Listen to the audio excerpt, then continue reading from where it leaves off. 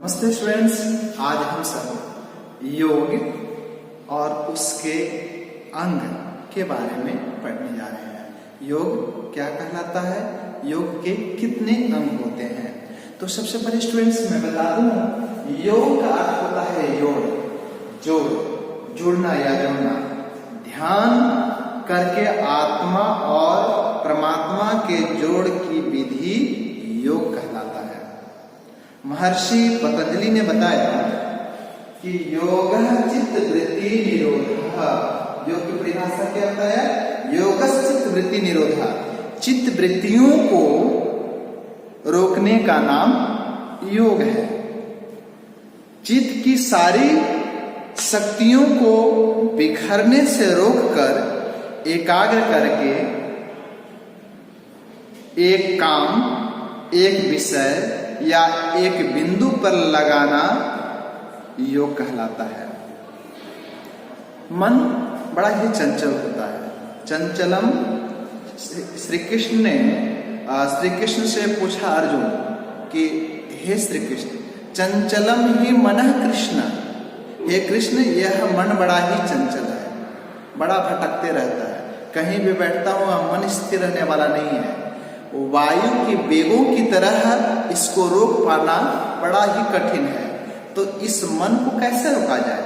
तो कहा कि हे अर्जुन, हे कौन्तेय, अभ्यासेन तु कौन्तेय वैराग्येन च क्रियते।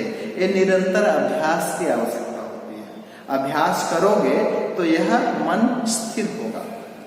एक दिन का अभ्यास से नहीं होगा, लगातार इसके लिए आपको इस तरह से अभ्यास करना होगा। इस प्रकार यह योग के 8 अंग होते हैं। योग के कितने अंग होते हैं? योग के 8 अंग कहलाते हैं।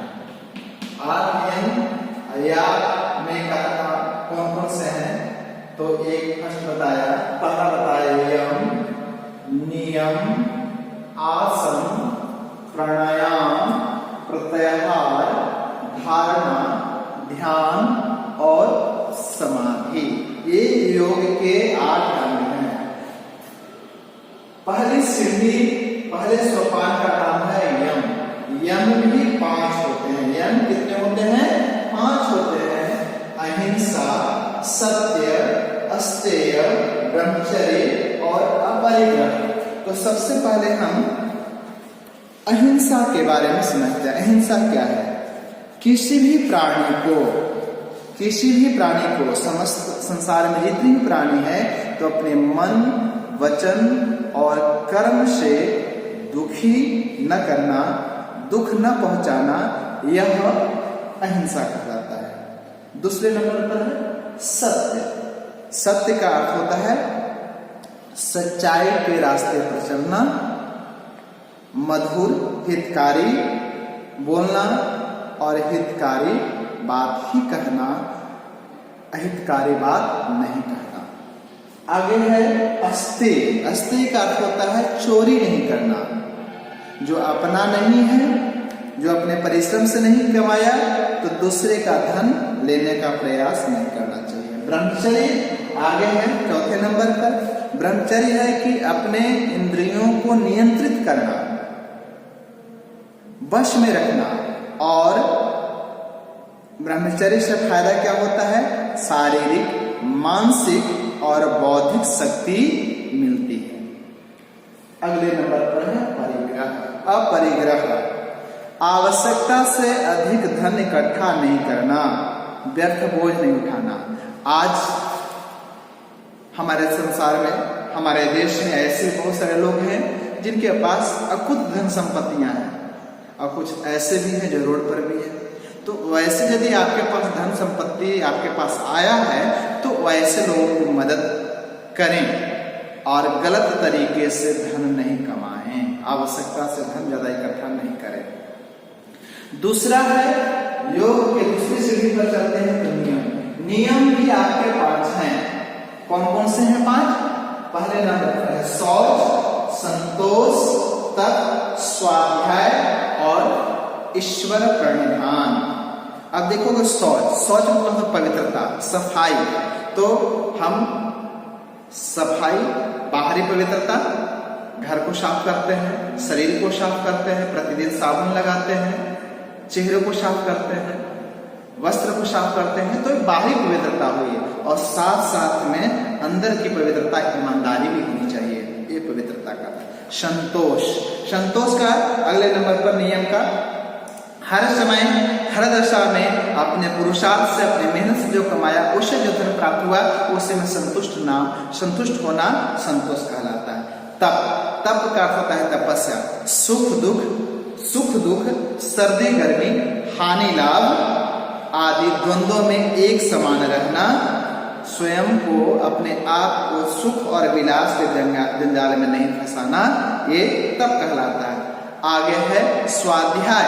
स्वाध्याय का अर्थ होता है अच्छे ग्रंथों को पढ़ना, गीता, उपनिषद, या आपको जो पाठ्य ग्रंथ में पाठ्य पुस्तक है जो आपके पढ़ना है, उन पुस्तकों को पढ़ना और अपने आप आत्मनिरीक्षण करना, यह स्वाध्याय कहलाता है। आगे है ईश्वर प्रणिधान, अपने किए हुए कर्मों को ईश्वर को समर्पण करना ईश्वर प्रणिधान कहलाता है।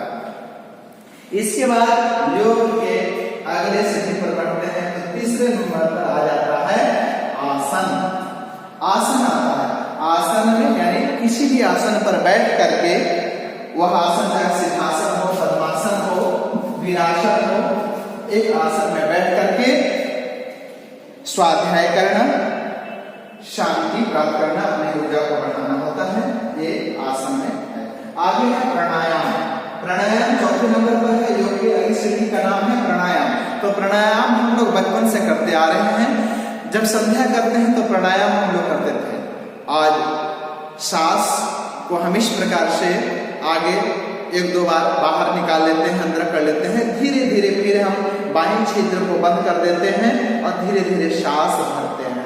सांस भर लेते हैं और दोनों के नाकों को, छिद्र को बंद कर लेते हैं और कहीं से भी, कान से, आँख से और अलग अलग इंद्रियों से सांस बाहर ना निकले, हम बिल्कुल रोके हुए रहते हैं।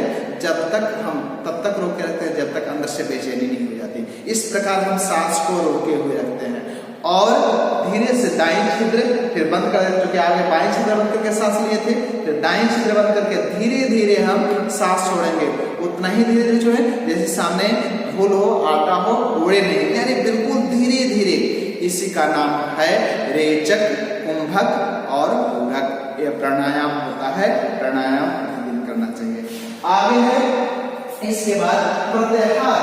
प्रत्याहार में कहता है कि कान, त्वचा, आँख, जिह्वा और नाक, इन इंद्रियों को बाहर से हटाकर, इंद्रियों को बाहर के विषयों से हटाकर ध्यान को आत्मा की ओर ले जाना। आत्मा की ओर ले जाना यानी बाहर, ये इंद्रियों का जो विषय है उन इंद्रियों को, विषय को बाहर से बंद करके, यानी इंद्रियों को पूरी तरह से नियंत्रित करके आत्मनिरीक्षण करना। कैसे? एग्जाम्पल दिया, जैसे कछुआ समझता है कि मुझे अब कोई हमला करने वाला है, तो सारा शरीर का अपने खोल में, ऊपर से जो खोल उसका रहता है, उस खोल में अपने आप को समेट लेता है। इसी प्रकार अपने इंद्रिय शक्ति को संचय करना है। अब इसके बाद आता है धारणा। धारणा का अर्थ होता है शरीर के किसी एक स्थान पर, शरीर के किसी एक स्थान पर मन को केंद्रित करना, मन को लगाना, धारणा है। इससे चित्त एकाग्र होकर स्मरण शक्ति और चिंतन शक्ति की क्षमता बढ़ती है, अपने मन को टिका देना। इसी प्रकार ध्यान है पांचों ज्ञानेंद्रियों के विषयों से मन को अलग कर देना और एक विषय पर केंद्रित करना, ध्यान लगाना, ध्यान कहलाता है। अगला है समाधि। समाधि में क्या होता है? मन और आत्मा सहित, मन को आत्मा सहित परमात्मा में समा देना समाधि कहलाता है। मन को आत्मा से परमात्मा में समा देना समाधि कहलाता है। समाधि की अवस्था जब आ जाती है तो वस्तु, वही पदार्थ, आत्मा या पदार्थ का यथार्थ अनुभव होता है। जो जैसा जिसका स्वरूप रहता है वैसा ही स्वरूप का दर्शन होने लगता है। तो स्टूडेंट्स, योग के इन 8 साधनों से यदि हम योग है इसका पालन करें तो हमें फायदा क्या होता है? शरीर, मन, बुद्धि और आत्मा की शक्ति बढ़ती है और हमें काम करने में कुशलता प्राप्त होती है। योग का फल है कर्म करने में कौशल। श्री कृष्ण ने कहा गीता में, योगः कर्मसु कौशलम। किसी भी काम को करने में दक्षता प्राप्त कर लेना ही यह योग है। यदि अपने काम को सही तरीके से करते हो तो वह योग कहलाता है। जैसे मैं शिक्षक हूँ और शिक्षक मैं पढ़ाता हूँ, अपनी पढ़ाते हुए अपनी बात में स्टूडेंट्स के पास प्रेषित कर देता हूँ, अच्छी तरह स्टूडेंट समझ जाते हैं तो मैं योग विद्या को जानता हूँ। योगः कर्मसु कौशलम, कर्मों में कुशलता प्राप्त करना ही योग कहलाता है। आप स्टूडेंट्स हैं, टीचर पढ़ा रहे हैं, आप स्थिर मन से सुन रहे हो और सीख ले रहे हो तो आप योग कर रहे हो। इसी प्रकार संसार में अलग अलग व्यक्ति हैं, अपना अपना कर्म होता है, अपना अपना क्षेत्र होता है। उस क्षेत्र में अपने काम को अच्छी तरह से यदि कर लेता है तो उसी का नाम योग, यह श्री कृष्ण का। ठीक है, तो आप समझ गए होंगे योग के 8 नियम हैं। यदि इन नियमों का पालन करें तो हमें निश्चित रूप से आगे हम बढ़ेंगे, हमारा विकास होगा और अपने विकास के लिए आप इन नियमों को, योग के 8 नियमों का अवश्य पालन करें, कोशिश करें। कोशिश करने वालों को हार नहीं होती है। ठीक है स्टूडेंट्स, थैंक यू।